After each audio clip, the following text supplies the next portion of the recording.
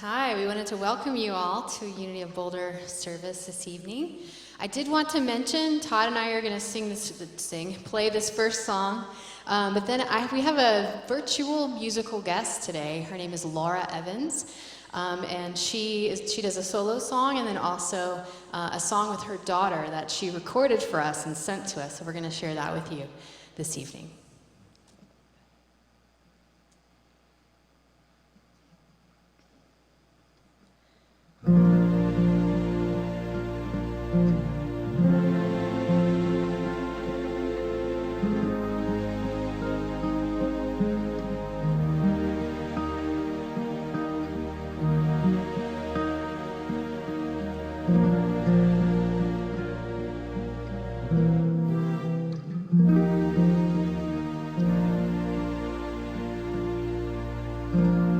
When the rain is blowing in your face and the whole world is on your case, I could offer you a warm embrace to make you feel my love. When the evening shadows and the stars appear, and there is no one there to dry your tears, I could hold you for a million years to make you feel my love. I know you haven't made your mind up yet, but I would never do you wrong. I've known it from the moment that we met, no doubt in my mind where you belong. I'd go hungry, I'd go black and blue, I'd go crawling down the avenue. No, there's nothing that I wouldn't do to make you feel my love.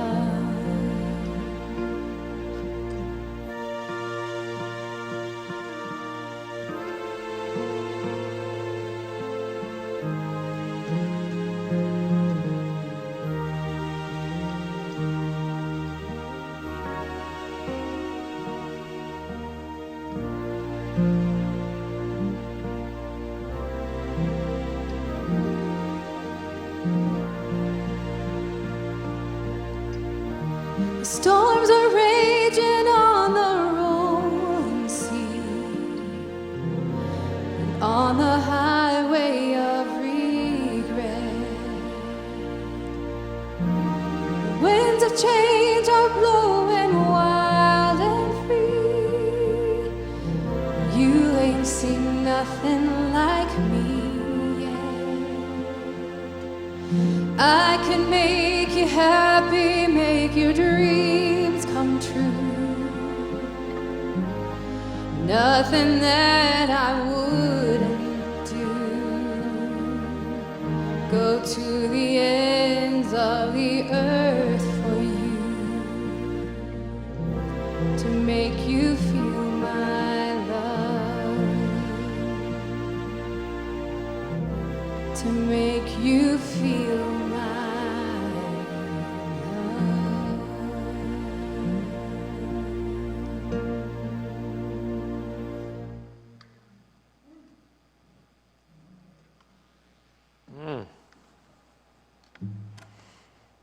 I don't know about you all, but I felt like I was on a sailboat just being rocked in the smoothness of that silky goodness coming off these two. Well, thank you for that. That was awesome, beautiful. Well, I appreciate you all being here with us. I know we're not here physically, but we are here spiritually. And I feel your presence. I was backstage just visioning you here. I was sending you some love through my prayers, through my presence. And I hope that you're doing the same, reciprocating if you're watching through live stream, which I assume you are, sending love and presence back to us as we're sending it to you. So I know it's important that we still gather, and we are gathering in this way, so I appreciate that you are making the time on your Saturday night to come be with us. All right, so let's get going. I'm going to start with a question. How many of you have ever run into an error 404 code on your computer? If you haven't, it basically means your computer couldn't find what it was looking for because something is missing. Well, look at today's date. Dun, dun, dun, dun, 40420. Today, I am now initiating International Error 404 Day. So I want everyone to mark that on their calendar, which is the International Day of File Not Found. It's very exciting. We can run with this. I think we could have parades. We could make some banners, do some marches. All right, so if I've already lost you with all the tech talk so far, just hold on because I am about to make a really pathetic attempt to connect Error 404 to something spiritually relevant for us today. And it should be entertaining to watch me try to do so. So here we go. So first, I will need you to jump off this highway with me just for a minute, and we are going to do a detour on a side road. And this is the side road. It leads us to Good Friday. Now, how many people knew that coming up, this coming Friday, is Good Friday? Go ahead and raise your hand. Participate. Wherever you are, raise your hand. Okay, so that looks like about 40% of you knew that coming up was Good Friday. And yes, Unity did install cameras into all of your homes just before all of this happened so that we could still check on if you're raising your hand or not. Now, maybe it is an invasion of privacy, but you know you leave your GPS on all the time. You don't think about who's following you, so you have much bigger problems than our camera in your living room right now. I probably shouldn't say that because there are a lot of very sensitive conspiracy theorists out there that might have just really flipped out and started checking their house for cameras. Anyway, and I know this to be true because this is a true story. I was on this very stage a few months back giving a talk, and I was talking about our different ways of giving. And I mentioned that we have little tithing envelopes, little giving donation envelopes. And we ask people to write their names on it when they're going to put cash in so that we can attach their name to their donation and track it at the end of the year for tax purposes. And so I described that so people know they can put their name on the envelope. After the service, I had a person come up to me and they said, "So you track how much we give?" And they said, "Do you have cameras mounted in the sanctuary so you can see each and every one of us and how much we're putting into the basket?" I'm not even kidding. That's exactly what this person said. So I know that we do have some sensitive conspiracy theorists out there, but you can rest assured we don't even have the budget to install cameras in this sanctuary to see everybody, so you're perfectly safe. That'll never happen. All right. Anyway, if you are not familiar with Good Friday, this is the day roughly 2,023 years ago that Jesus was crucified on the cross. Which begs the question, why would anyone call it Good Friday? If you recognize who and what Jesus was, it is one of the most unfortunate events in history. Good is likely not the adjective you would pick to describe that day. So why is it called Good Friday? Well, thanks to the Huffington Post, we have an answer for that. They said that terrible Friday has been called Good Friday because it led to the resurrection of Jesus and his victory over death and sin and the celebration of Easter, the very pinnacle of Christian celebrations. Basically, it is saying it is good because of all the good that came after it. And actually, other sources say that the translation to the word good that we use would more accurately be translated as holy or sacred. So if you were to call it Holy Friday or Sacred Friday, that would probably actually be more accurate to the original verbiage being used. But our best source for the original verbiage, I think, actually comes from the cross, where we have Jesus using these words to describe that day. This is not one of those TGIF Fridays. That's actually one of those lesser-known statements from the cross, but understandable and to the point, so I appreciate that. Anyway, Good Friday is the day that Jesus left the body behind. And for those who went searching for Jesus' body after that point, after that day, after that time, they simply got an error 404 message, Jesus file not found. There it was. That was my sad attempt at making the connection, so I hope it was worth it to everyone. But in all seriousness, think about the final moments of Jesus' life. As they are written in the book of John, we're going to read that just so we get these final moments here. It says, after this, when Jesus knew that all was now finished, he said, in order to fulfill the scripture, I am thirsty. A jar full of sour wine was standing there, so they put a sponge full of the wine on a branch of hyssop and held it to his mouth. When Jesus had received the wine, he said, it is finished. Then he bowed his head and gave up his spirit. Just take a moment to imagine the few disciples, his mother, the guards, and likely many followers that were standing around looking on, watching him take his last breath. There probably wasn't a person there who thought for 1 second that Jesus would actually die that day, that this enlightened miracle worker would let himself die, or that this enlightened miracle worker could even die. But there they stood in complete horror, faced with the realization that one of the greatest who ever walked this planet was in fact now gone. And the second to last thing that he said was, I am thirsty. And other translations simply have it as, I thirst. The Roman soldiers assumed he was asking for a drink. What he said was not a request or a question. He did not say, I need a drink, please give me something to drink. He simply said, I thirst. Which, if we look back upon Jesus' ministry, he spoke at length about thirst, especially with the Samaritan woman at the well.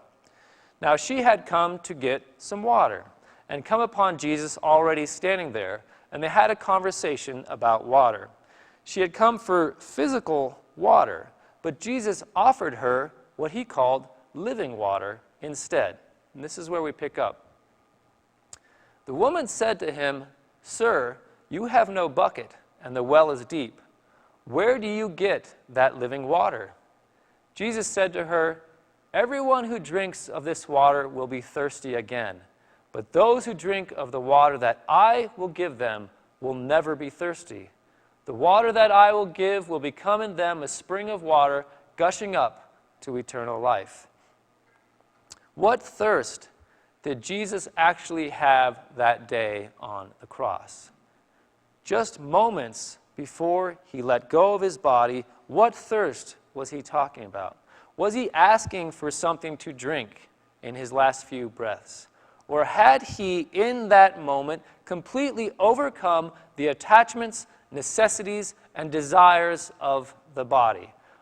Now, our Unity co-founder, Charles Fillmore, would refer to these physical body limitations, physical body desires, as the ills of the Adam man. The Adam man being the entirely physically oriented person, or just the physical desires of the body coming from that egocentric or primal place in our body, in our consciousness. And he says this. He defines the ills of the Adam man. The many ills of the Adam man grew out of his belief that he could satisfy and nourish himself with material food and drink alone. To feed the body is not enough. The spiritual man hungers for the bread of life and thirsts for living water, even the Word of God. In that final moment on the cross when Jesus said, I thirst, it wasn't about fulfilling yet another desire or need of the physical body. And the Roman soldiers who were there, who in that moment, they represent all of us who don't really understand the Christ message and who don't get it and who still don't get it. In that moment, they think he's actually thirsty for a drink. They only hear him literally, as many of us still do today. But this thirst he mentions does not come from the body. The only thirst or desire in that moment of complete surrender is the thirst of and for God. The final and ultimate thirst for a child to return to the bosom of its loving father, mother, creator. And if in that exact moment Jesus relinquished any and all attachment to the physical experience, then in fact the only thing left to say would be these words: "It is finished." Everything he needed to do in the physical experience was now complete. There was nothing left that tied him to the body. So it is important to remember he was not crucified on that cross. He was not killed on that cross. He did not die on that cross because he was not a victim on that cross. Jesus the Christ chose to let the body go on that Christ at the time he determined he was complete and he was ready. He told his friends and family far in advance that this is how, where, and when he would go. That is a spiritual person who made a choice to align with a divine plan. That is not a victim of circumstance, which actually mirrors very closely to the passing of our Unity co-founder and spiritual master herself, Myrtle Fillmore, whose passing I would like to share with you from the book, The Story of Unity. This is written by famed Unity author James Dillett Freeman.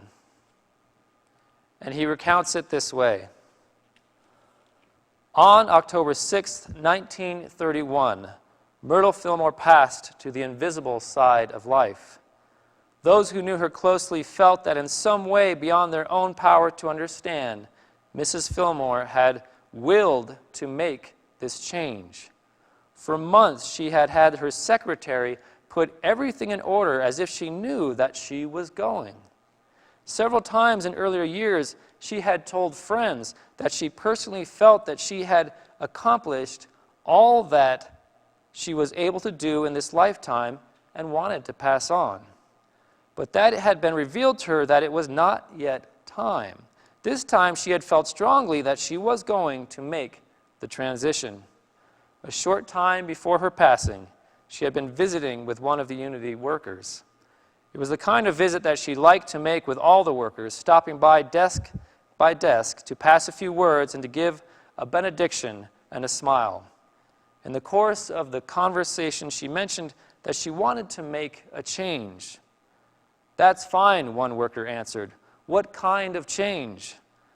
"I believe that it would be easier to do the work that is ahead of me from the invisible plane," she replied. "Oh, you mustn't do that," he replied. "We need your help and inspiration, your spiritual guidance here." "You know that you will always have that anyway," she said, smiling. It would be just a few short days later that Myrtle Fillmore would pass. She would make her transition, and one more spiritual master would leave their physical body. And now we get to have that song.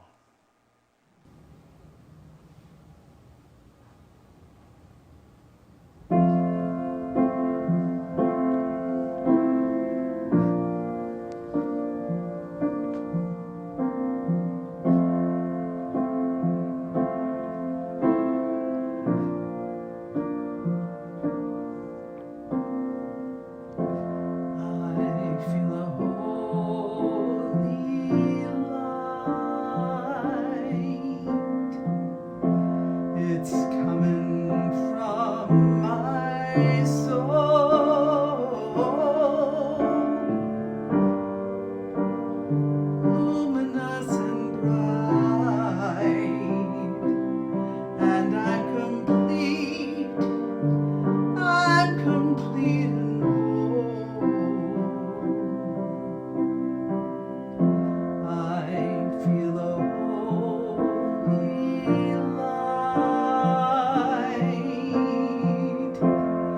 coming from deep inside,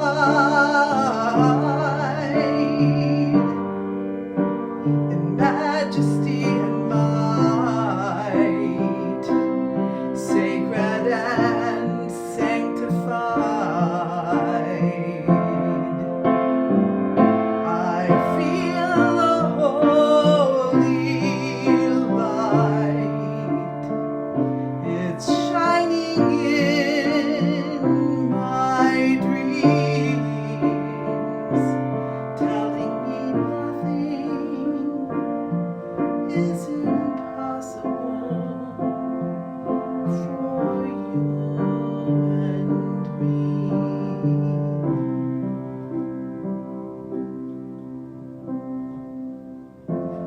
When I don't feel enough,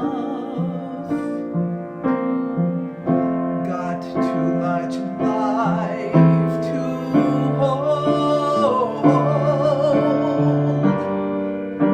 I let my arms fall free. I let the love take control. I lay my troubles down. They vanish from my sight. In wonder and in light, I feel a holy light. I feel a holy light. It's shining in my dreams, telling me nothing is impossible for you and me.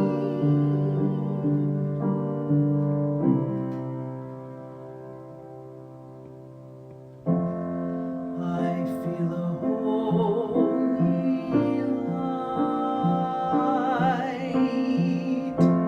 I hear a holy call, and I don't get it right. No, I stumble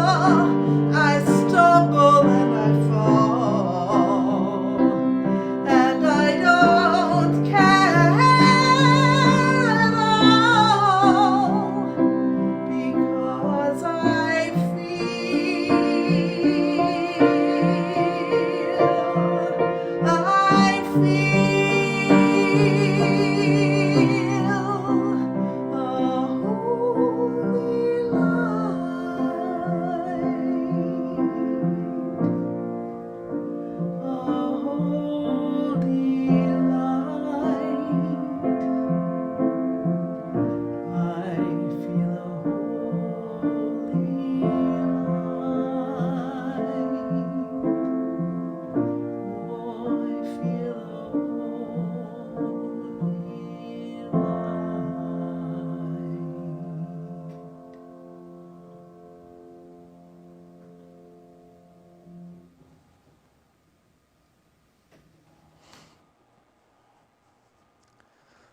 That's beautiful.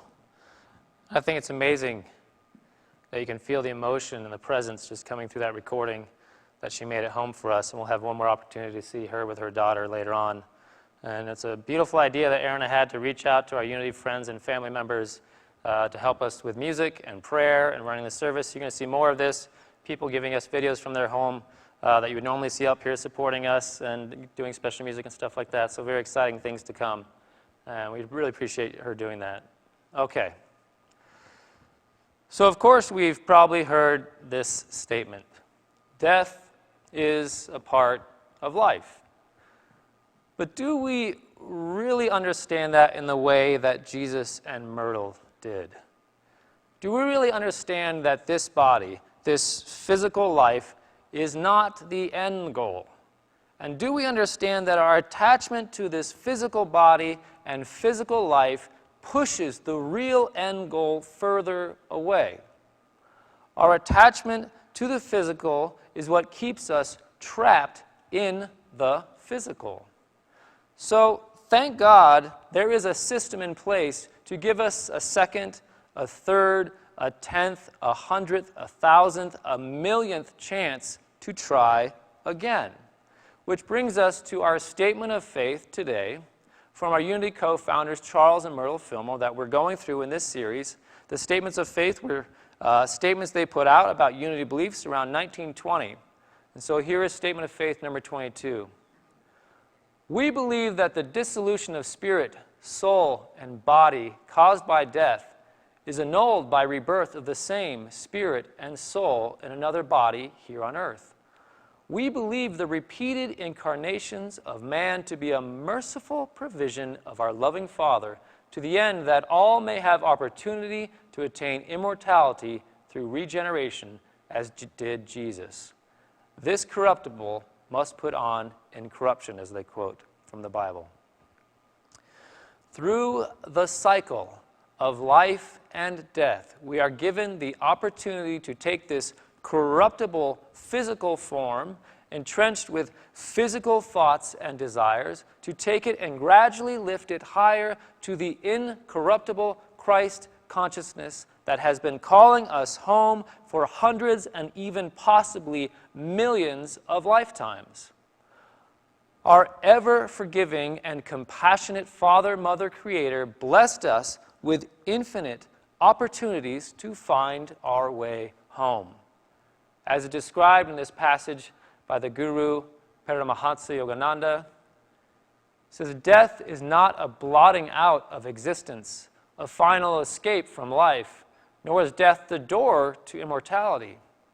He who has fled his self in earthly joys will not recapture it amidst the gossamer charms of an astral world. There, he merely accumulates finer perceptions and more sensitive responses to the beautiful and the good which are one. It is on the anvil of the gross earth that struggling man must hammer out the imperishable gold of spiritual identity, bearing in his hand the hard-won golden treasure as the sole acceptable gift to greedy death. A human being wins final freedom from the rounds of physical reincarnation. Now, does this mean that we negate the physical body? We ignore it or put it aside as meaningless in the grand scheme of things? Of course not. This body is a vessel, it is a vehicle, a tool to be used on the path to God, a tool that needs to be continually sharpened and taken care of to be as useful as possible in its given task. But the tool is not the end goal in any project. The end goal is what the tool can help you to create, achieve, or find. This body is a tool that facilitates a journey towards a life that no longer requires or is dependent upon the existence of the body.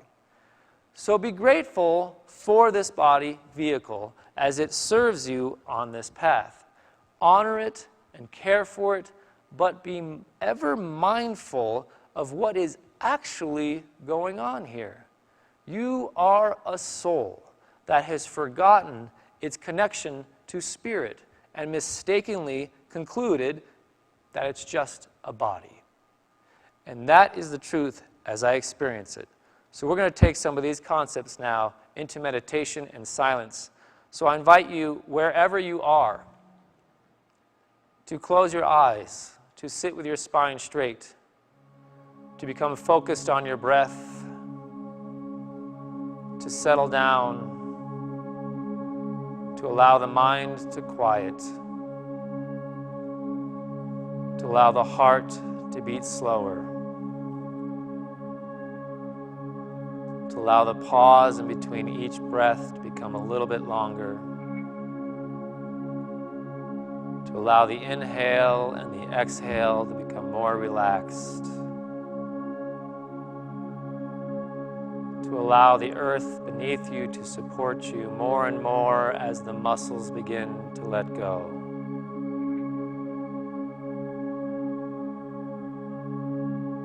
breathe into this sense of stillness.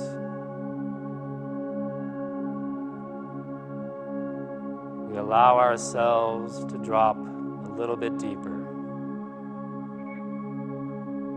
Deeper than the surface chatter that we're involved in throughout the day.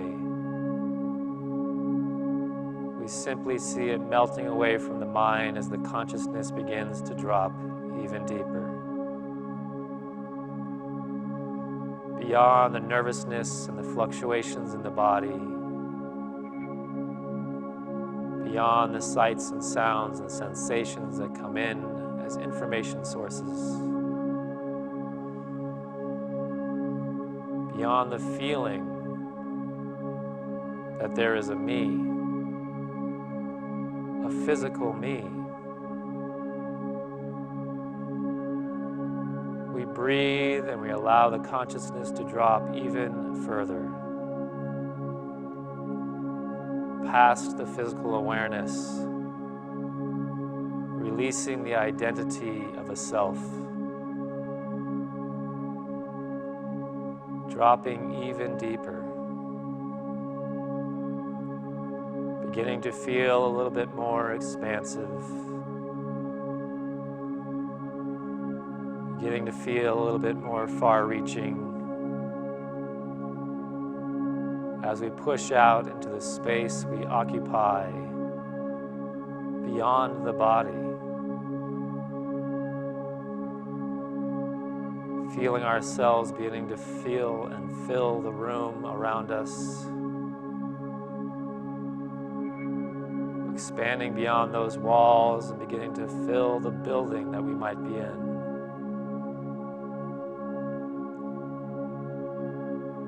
As we release the concept of the self, we burst out of the cage of limitation and begin to expand and drop even deeper. Recognizing that there is a part of what I thought was me that is so much grander.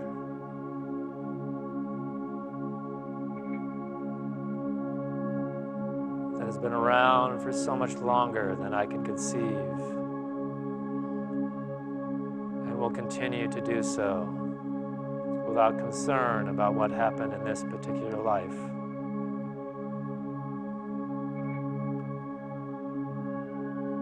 And there's a peace and a calm that comes with this new sense of knowing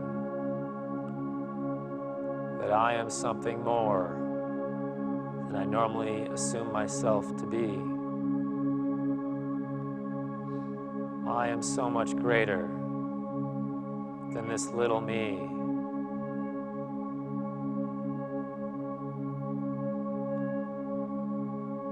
Something is calling me to open even further. And I'm beginning to realize that it's been calling for a very long time. Before I was born this time, before I was born the previous 100 times, the voice that has been simply saying, it's time to wake up.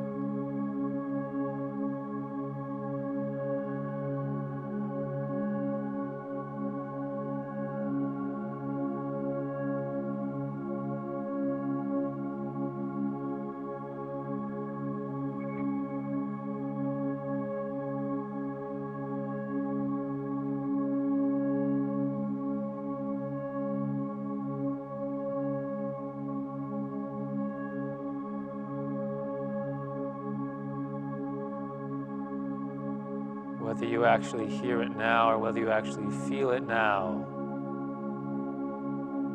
there is a knowing of you that hears this voice, that knows this voice and recognizes this voice, and is working towards answering the call.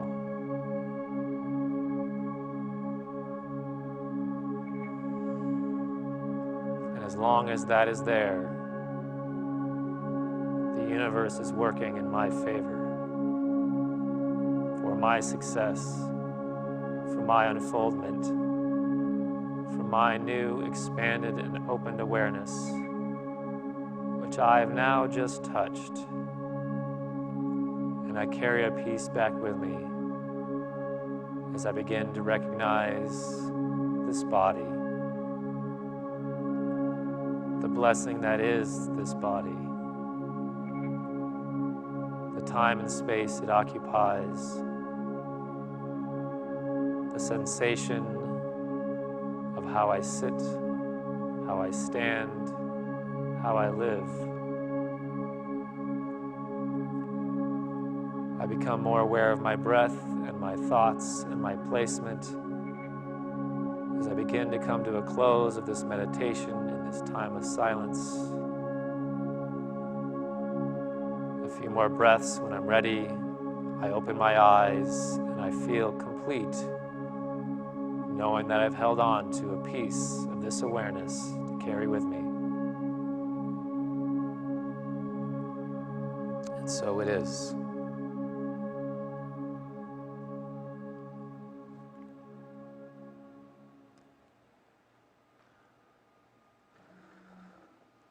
So we have a powerful mission here for this service, which is transforming lives, inspiring people to make a positive difference in our world.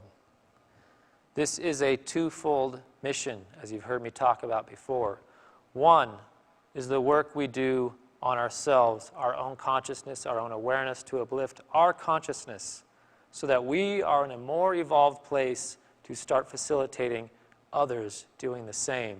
It's not enough just to work on ourselves. The second part of this mission and this practice is to help others elevate as well. And so, this is a very important process. And we have many ways of doing this, and there's many ways of doing this in our life, but one of those ways we can do this now is to support Unity of Boulder. Because by doing that, we fulfill both parts of our mission. We support the place that's facilitating our own spiritual evolution, and we support the place that's helping to facilitate the spiritual growth of hundreds of other people. So we're helping ourselves, we're helping others in this one act. So it is through giving, if we remember, it is through giving that we open the flow of abundance in our lives. It's not through saving, it's not through fearing, it's not through collecting, it's not through hoarding, it's not through building up our bank accounts. It is through giving that we open up the floodgates of abundance in our lives. And there are many ways to give here at Unity of Boulder. We have made a plethora of ways to make it easy on you. We have text to give. You can give through our website, and you can actually call our office line to set up recurring donations if you want to do that. And we now have the Easy Tithe app, which is my favorite way to give, where you can actually track your giving. You can set up recurring giving there. And you can also accept cash or check by mail right now if you'd like to send that in. And if you're watching via live stream, which I know you are, don't disengage at this point. Stay engaged. Find a place to give. Find a way to give. And if you want to serve and you can't serve physically, then share this stream to all your friends and family so they can get touched by this message as well. All right, we have one more opportunity to share in music. Good morning, Unity of Boulder. My name's Laura Evans. This is Julia Sanders, my daughter, and we're very happy to be with you virtually today. We hope you're all safe and healthy at home. All the colors of the rainbow, all the voices of the wind, every heart that reaches out to find where love begins. Every word of every story, every star in every sky, every corner of creation lives to testify.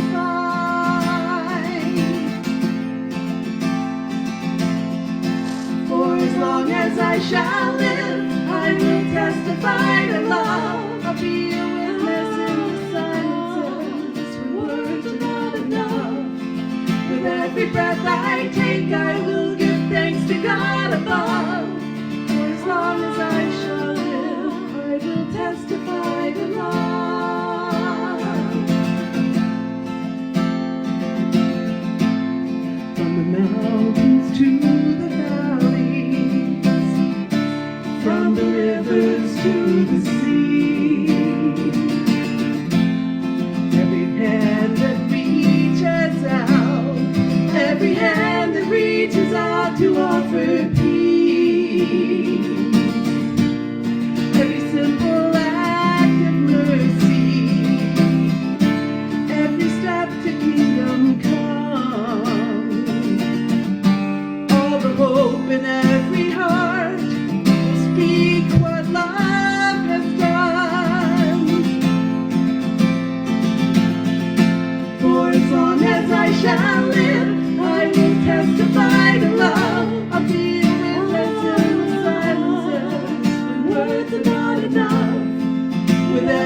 breath I take, I will give thanks to God above. For as long as I shall live, I will testify.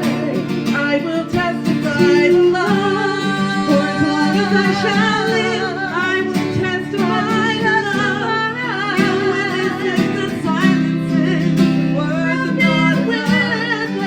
Every breath I take, I will give thanks to God above.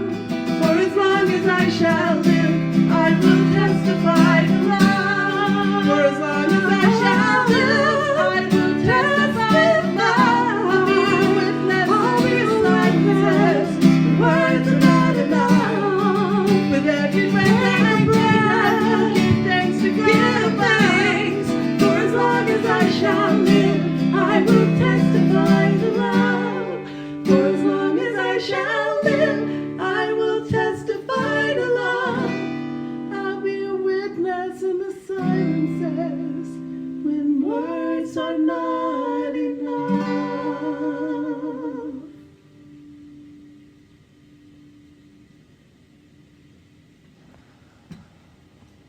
Well, Laura, I hope you're watching because I want to thank both of you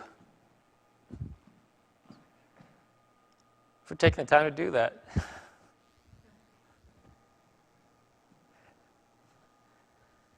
Okay, composure, and I'm back. All right, so it's just special to me that people are doing this for each other right now. All right, so we have a lot coming up, as usual, this weekend. Tomorrow morning at 9 a.m., we do have the service with Jack and Norma Groverland. They'll be up here. You want to tune in on live stream for that, in the same places we have it tonight, so you can check it out on the website, on YouTube, on Facebook. They'll be chanting, there'll be bowls, and there'll be a message. So that's a powerful experience. And then also we'll have at 11 a.m. The message with Santisha, her service, which should be giving a powerful process as well. And same stations to tune in for that. And then after that service, we do fellowship on Zoom.